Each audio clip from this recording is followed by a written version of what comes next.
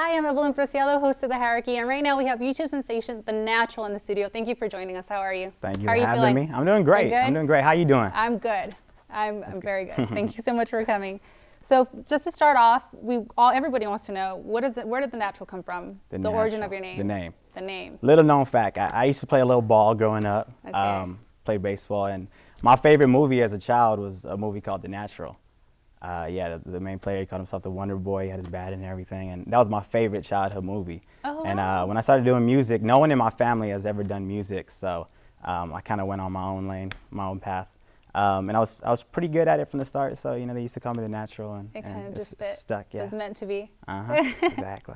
That's nice. So what really inspired you to pursue music? Because I know you just mentioned nobody in your family kind of had that background. So Yeah. what pushed you to do it?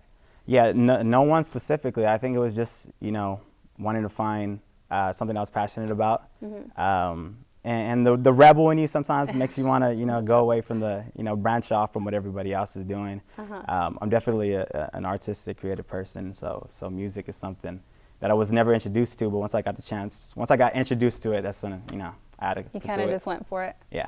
That's cool. So I know you became kind of popular in the whole YouTube scene with your music and stuff like that. Yeah, How did you go about breaking into that, since everybody's kind of trying to do that now? After Justin Bieber, everybody's like, I want to do it. Like, how do I do it? So go ahead and just I think, as far as content creators, a lot of people make the mistake of seeing YouTube as just a placeholder. They put their video there and then they show it on Facebook and Twitter. What they don't realize is YouTube is a community. There's people that log on to YouTube before they go on Twitter, and they check their news feeds, they check their subscriptions. So once I got introduced to that by other people that do it as well, I realized the importance of YouTube. Putting out consistent videos weekly, building a brand, and really creating a loyal following. I think YouTube fans are the most loyal fans in the world. I know. Well, I mean, because everybody's resorting to YouTube now, like for music, and just instead of TV, everybody's just watching their stuff on there. And people love to see the visual, and as opposed to TV, it's unscripted.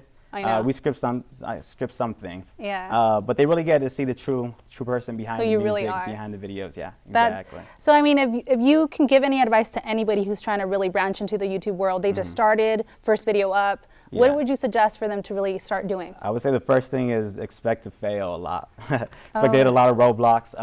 And anything creatively, there's two ways of making it, either consistency or luck. And you can't plan on luck, you can't control it, so you got to plan on consistency. Once you start building that first group of fans, you want to figure out what your demographic is, how to cater to your fans. You want to figure out how to keep them there, because I mean, it's one thing getting somebody to watch you, but getting somebody to watch you all the time. They come for a reason, but then you need to figure out what's going to make them stay. There you go. You want to keep giving them visuals, giving them, figure out, are girls watching my page or guys watching my page, and based off of that, you start catering to that following. To whoever's following you. I mean, I agree. That's cool. I mean, what has YouTube done for you specifically? Like, has it done more opportunities as opposed to just getting you followers and subscribers? It's allowed me to go full time. Music. Oh, wow. YouTube. It's opened up opportunities to get placements on MTV shows. I've had my songs on MTV. Open up for a lot of artists. How was that? As How well. did you feel? Awesome. Yeah. It was my first time hearing it.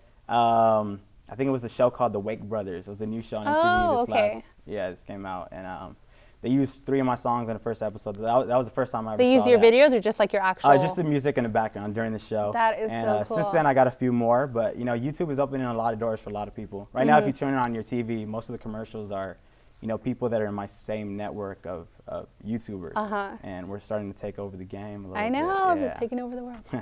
So from now on, like, what can we expect from you in the next couple of months? Do you have new stuff going out? Definitely. You have to. Yeah, of course, you're consistent. I'm working on a series on YouTube. In the same sense, on 8 Mile, where Eminem played a white rapper, but it wasn't quite him. I'm doing something similar to that. I'm doing a series about an upcoming musician who moves to Hollywood and kind of finds out the hard way that it's not all it's meant out to be. Aside from that, I'm also working on my album. New one. It's called Love Overdose. Nice. I just started the recording process, and we're looking at, I would say, an early fall release for that. And how are you going? Are you like? Do you have songs ready for that, or is it? Yeah. Are you excited? My first single, definitely excited. Yeah. I got my first single ready. It's called Me and You. It's featuring John Hart. John Hart actually had the #1 single in the country a couple months ago with Who Booty. And so my first single off the album is going to be featuring him. the rest of it is still up for grabs. I'm working on a lot of songs. A lot of them get weeded out, so we'll see what becomes of it. So, okay, if anybody wants to buy your music, if anybody wants to get in contact with you, maybe book Do you, that. work Buy with, my music. I know, if anybody wants to work with you, I mean, maybe have you as a feature, who knows? Yeah, definitely. How can they get a hold of you?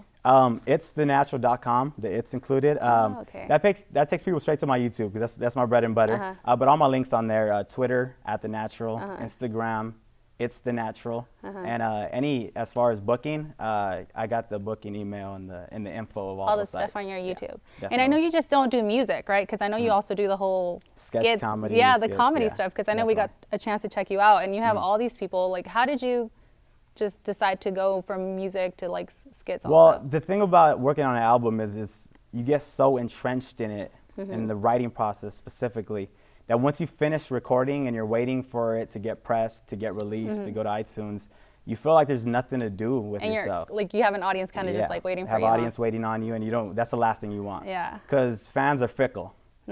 As loyal as they are, they will turn on you and find somebody else. Another YouTuber, if you're not giving me anything, I'm gonna go find somebody who's as good as you, if not better.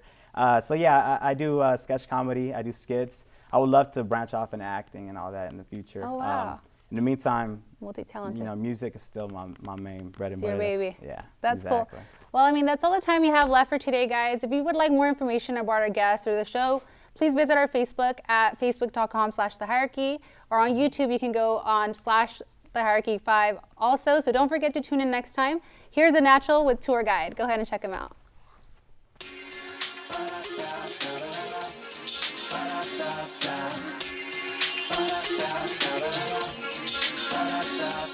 Now, baby, if you want it, we can travel all around the globe.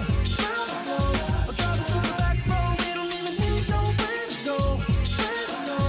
You can be my lady and I can be your lover. Let you make the call, is it one or the other? You can be my lady and I can be your lover. And if you can't answer, then there's no need to come. You can be my tourist and I can be your tour guide around the world. You can be my tourist and I can be your tour guide around the world.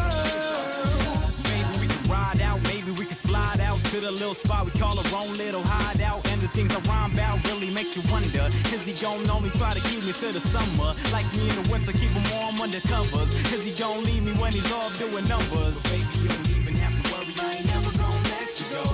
Let you go. And I'ma give you backstage passes to each and every one of my shows. One of my shows. And you gon' be my #1 fan when my song plays, then be that comfort I need from a long day. These other dudes complain that their girls ain't sublime, so I'm telling them they do it the wrong way. Now, baby, if you want it, we can travel all around the globe. Or travel through the back road. We don't even need nowhere to go. You can be my lady and I can be your lover. Let you make the call, is it one or the other? You can be my lady and I can be your lover. And if you can't answer, then there's no need to come. You can be my tourist and I can be your tour guide around the world. You can be my tourist and I can be your tour guide around the world.